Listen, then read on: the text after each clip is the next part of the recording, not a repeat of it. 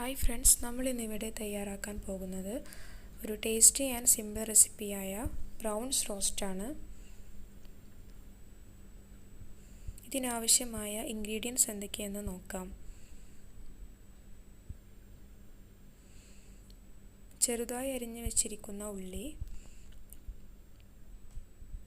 തക്കാളി,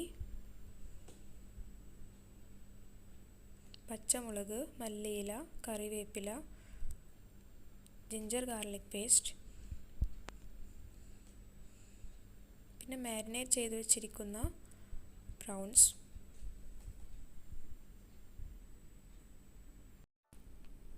നമ്മൾ നേരത്തെ മാരിനേറ്റ് ചെയ്ത് വെച്ചിട്ടുള്ള ചെമ്മീൻ ഒന്ന് പൊരിച്ചെടുക്കണം. ഒരു 75% പൊരിച്ചെടുത്താൽ മതിയാവും.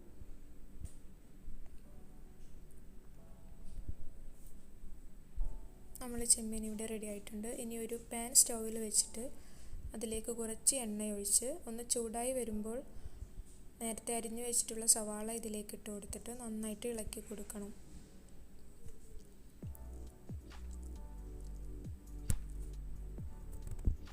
നമ്മൾ നേരത്തെ അരിഞ്ഞു വെച്ച കറിവേപ്പിലയും പച്ചമുളകും കൂടെ ഇട്ട് കൊടുത്ത് നന്നായിട്ട് ഇളക്കി കൊടുക്കുക.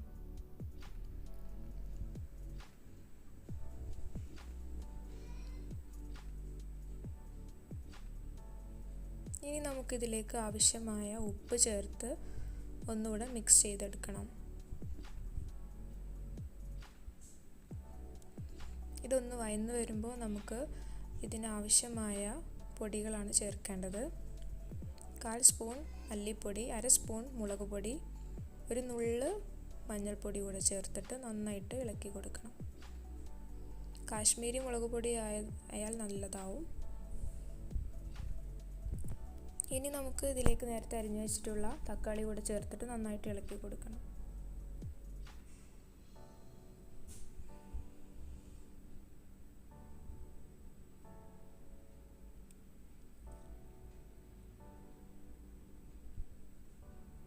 നേരത്തെ റെഡിയാക്കി വെച്ചിട്ടുള്ള ഗാർലിക് ജിഞ്ചർ പേസ്റ്റിൽ നിന്നും 1 സ്പൂൺ ഇതിലേക്ക് ഇട്ട് കൊടുക്കണം. എന്നിട്ട് നന്നായി മിക്സ് ചെയ്യാം.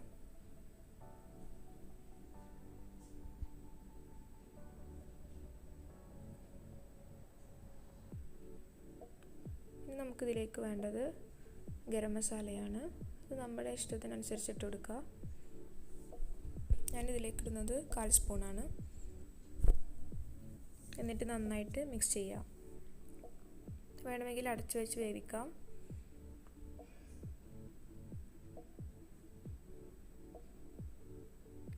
നന്നായിട്ട് വഴന്ന് വന്നിട്ടുണ്ട്. ഇപ്പോൾ നമ്മൾ ഇവിടെ റെഡിയാക്കി വെച്ചിട്ടുള്ള ചെമ്മീൻ ഇതിലേക്ക് ചേർത്ത് കൊടുത്തിട്ട് ഒന്നുകൂടെ നന്നായിട്ട് ഇളക്കി കൊടുക്കണം.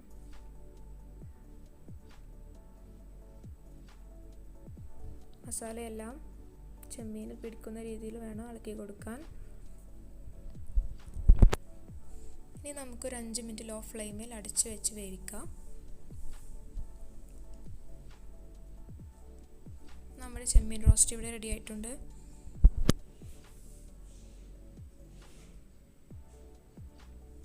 നമുക്കിതിലേക്ക് കുറച്ച് മല്ലിയില കൂടെ ഇട്ട് കൊടുത്തിട്ട് നന്നായിട്ട് ഇളക്കി കൊടുക്കണം.